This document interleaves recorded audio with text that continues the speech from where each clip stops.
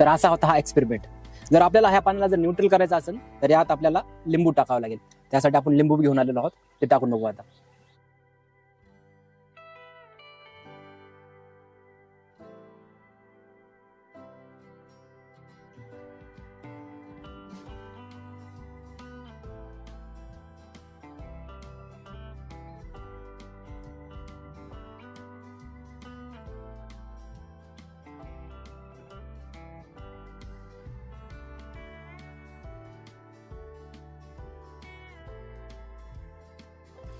तर असा होता आपला एक्सपेरिमेंट.